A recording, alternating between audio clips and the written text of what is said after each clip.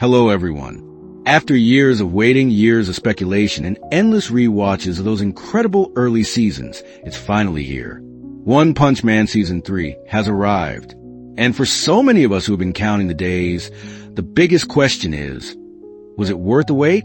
Today, I want to talk about that first episode, and I promise this will be completely spoiler-free. I won't be discussing any plot points, character reveals, or specific events. Instead, I want to talk about the feeling, the execution, and why this premiere is, unfortunately, a profound disappointment. Let's start with the most immediate element, the visuals.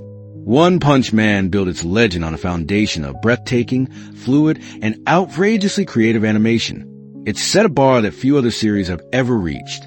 This first episode doesn't even come close to that bar. The kinetic energy that defined the show's best moments feels muted. Action sequences that should be explosive and dynamic feel stiff and lack that critical sense of impact. The art style itself feels inconsistent, creating a viewing experience that is less of a visual feast and more of a visual question mark. It's not just about looking different. It's about feeling fundamentally less powerful. To truly understand this, we have to look back. Think about Season 1. Think about Saitama's fight with the Subterraneans, the sparring match with Genos, the final battle with Boros. Those weren't just fights. They were symphonies of destruction, animated with a level of passion and detail that felt like a lightning strike for the entire industry. Every punch had weight. Every explosion felt cataclysmic. The camera moved with an impossible dynamism that made you feel like you were right there in the crumbling city streets. That was the standard. Season 2, while a subject of much debate, still had moments where it tried to capture that energy, even if it didn't always succeed. It understood the assignment, even if the execution was flawed. This premiere, however, feels like it's working from a completely different set of instructions. The word that comes to mind is weightless. When characters move, they seem to glide rather than run. When they strike, there's a disconnect between the action and the reaction. You see a punch, you hear a sound effect, but you don't the force behind it. That visceral, bone-rattling feedback that made the series so thrilling is almost entirely absent.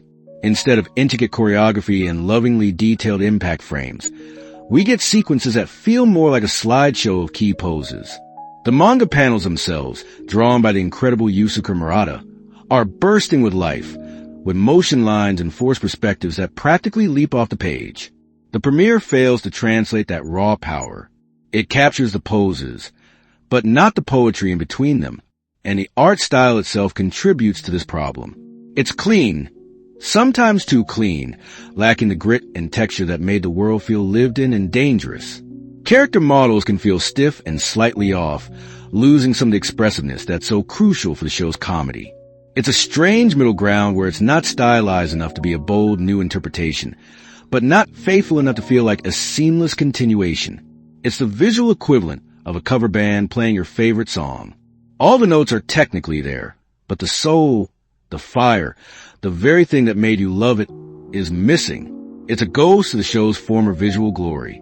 Beyond the animation, we have to talk about the episode's pacing. A season premiere, especially one that's anticipated, needs to start with a bang. It needs to reestablish the world, grab your attention, and build momentum for what's to come. This episode does none of that. It feels sluggish, almost hesitant.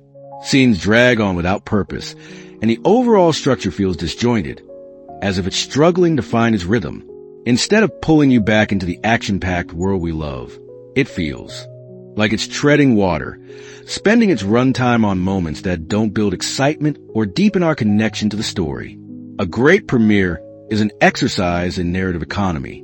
Every scene, every line of dialogue should serve a purpose. It should be either setting up future conflicts, developing character, delivering a punchline, or showcasing what the series does best, which in this case is action. This episode feels wasteful. It lingers in places it shouldn't and rushes through moments that could have used more room to breathe. The flow is constantly interrupted. You might have a scene that starts to build a little bit of intrigue, only for it to cut away to something completely unrelated that drains all the tension from the room. It's like trying to drive a car that stalls every 30 seconds. You never get up to speed. You never feel like you're going anywhere. Think about how previous seasons handled this. They understood momentum. They would layer comedic scenes with serious hero work and cut between different character perspectives in a way that made the world feel large and chaotic, but always cohesive.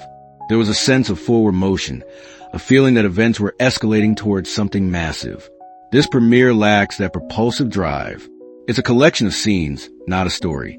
It meanders from one point to another without a clear thematic or narrative thread to connect them. As a viewer, you're left feeling disconnected, waiting for the episode to finally click into gear, but it never does. By the time the credits roll, it doesn't feel like the start of a new chapter. It feels like you've just read the table of contents. This pacing issue is tied directly to the third and perhaps most critical problem, the narrative focus. What makes One Punch Man brilliant is its blend of absurd comedy, epic action, and the subtle, existential satire of its main character. This premiere seems to forget that. The focus feels scattered, sidelining the very elements that are the series' greatest strengths. The sharp wit feels dulled, and the grand-scale spectacle is noticeably absent. You're left watching an episode that feels like it belongs to a different, less confident show. It doesn't have the swagger, the humor, or the punch that defines this series. The magic of One Punch Man has always been its perfect balance. It's a show about a man who can solve any problem with a single punch, which means the real story is never about he will win. The story is about everything else.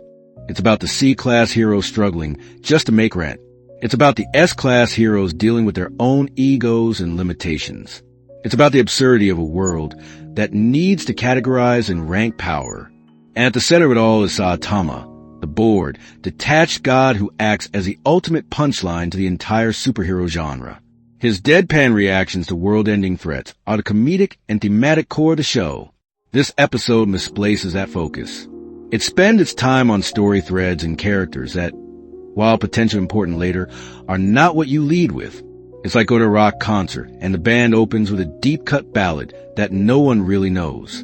You need to start with the hits. You need to remind the audience why they bought the ticket in the first place. The premiere needed to reestablish the core dynamics.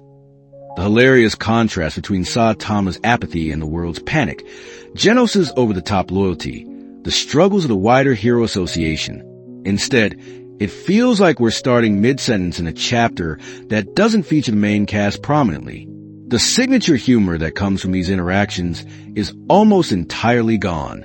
The jokes don't land because the setups are weak and the character dynamics that fuel them are on the sidelines. It's a premiere that fundamentally misunderstands its own appeal. In the end, it's not that the episode is unwatchable. It's that it's simply not One Punch Man. It lacks the soul, the energy, and the ambition that made us all fall in love with it in the first place. The premiere of a new season should feel like a triumphant return. This felt like a quiet, uncertain stumble. It's a checklist of events rather than a story. It shows you things happening, but it fails to make you care about them. For a series that redefined what an action anime could be, that is the most damning failure of all.